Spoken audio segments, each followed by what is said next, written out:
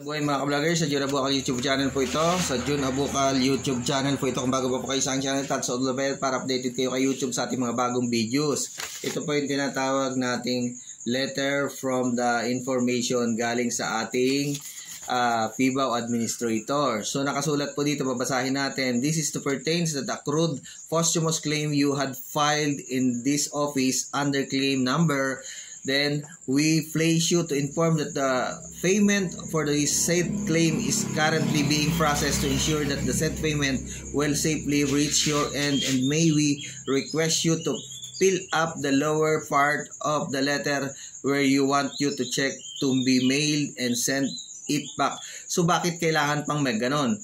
Kung saan ipapadala yung cheque samantalang meron na kayong pinasok doon na account number galing sa inyong napagkasunduan o agreement na isang kapatid lamang ang pagpapasukan ng tinatawag nating unclaimed posthumous pension o accrued.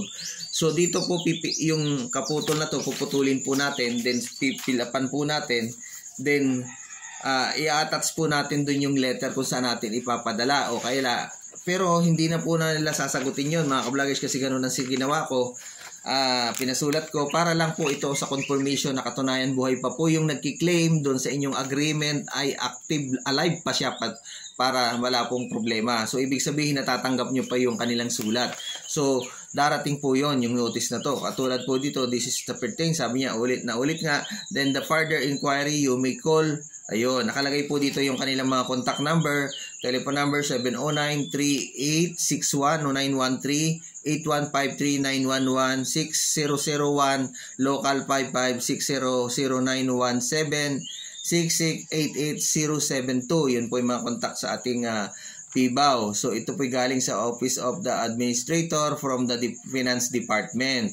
So meron po kayo matatanggap na ganito. Sulat po ito galing from the Finance Department by advised by the Administrator, the Philippine Veterans Affairs Office sa Campo Aguinaldo, Quezon City. Nakalagay po dito yung susulatan, nakalagay po dito yung name of the deceased pensioner, name of the child claimant, current address, and the contact number. Para sa ganun po ay kanila kayong matawagan yung active number doon kapag paparating na po yung inyong cheque. Bagaman po ito ipapasok doon sa account o sa ATM na ipinasok ninyo at nagkaroon kayo ng endorsement galing doon sa kanila para makapag-open ng account doon sa any bank accredited.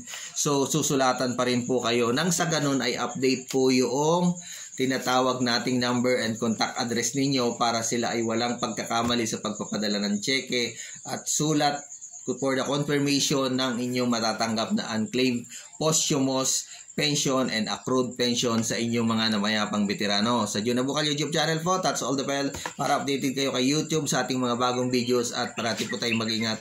And God bless at shout out po sa aking mga viewers at sa aking mga followers. Maraming po salamat at mabuhay po kayo.